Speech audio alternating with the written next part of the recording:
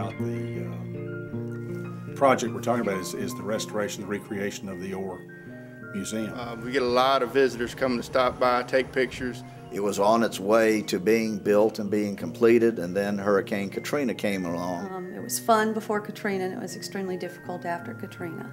They lost their homes, their jobs, both staff and board, and a year later, year and a half later, they came back to the table and said, we're going to build this museum. It was devastating to the whole community, of course. The buildings were designed to be hurricane resistant to 150 miles an hour is my understanding. Certainly they were not designed to be barge resistant. I think what makes a project like this special beyond the cultural voice that it gives is that it's happening, it's being done, it is rising, the buildings are going up. I know a lot of people are anxious to see it get built. Where we are now is a result of very hard work by a lot of individuals. You can't think of the museum without thinking about Jerry O'Keefe. Frank Gehry's the most outstanding and most famous current-day architect. I think Frank Gehry's involvement immediately gives us a worldwide audience that we would have no other way.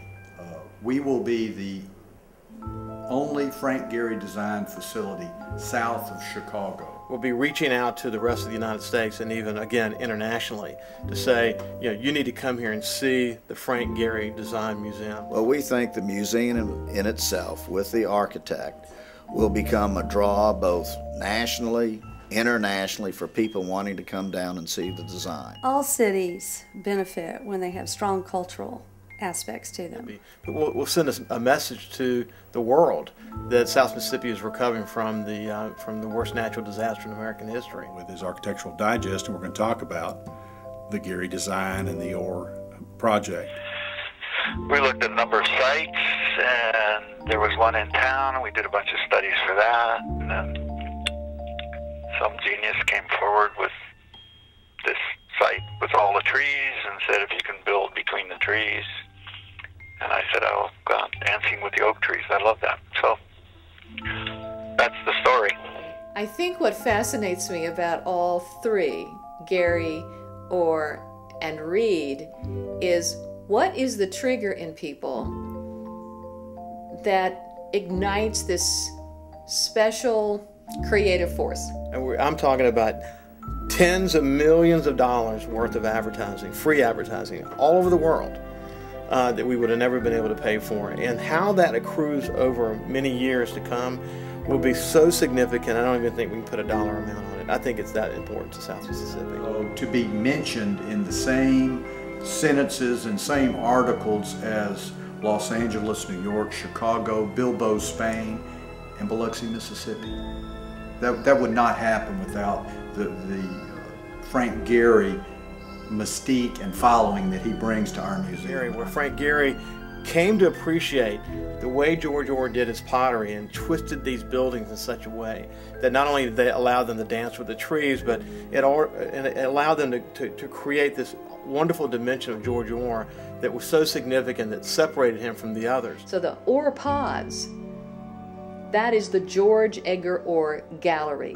That's where George Ohr's collection of work will be shown. Out in the art circles, agreed that he probably was the greatest potter that ever lived.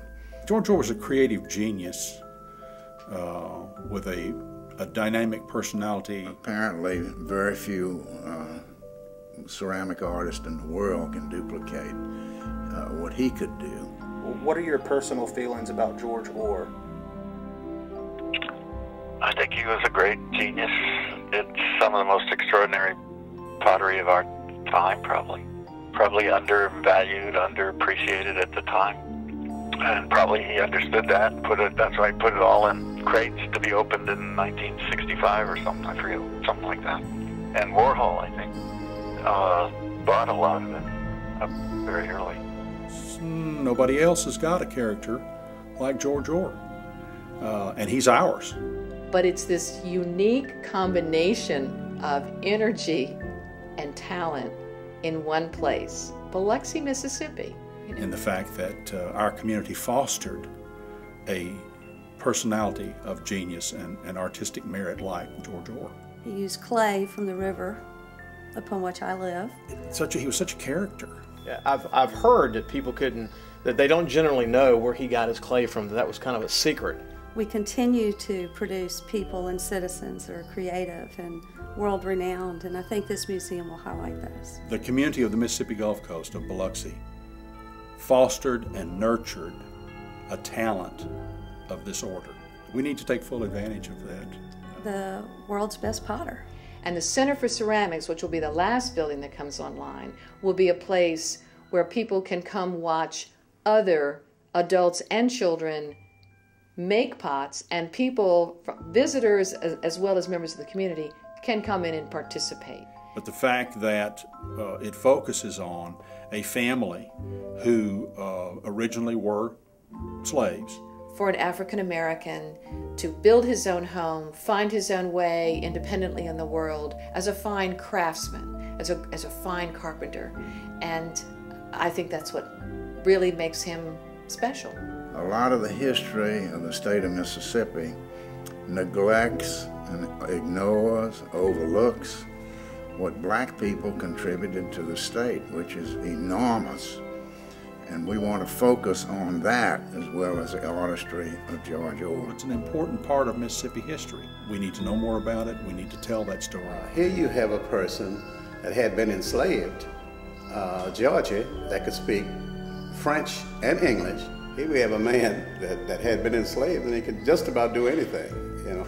And not only that, he would help his neighbors. And to include an African American, a person that had been enslaved, and to show how he came out of slavery and was able to make a good life for himself.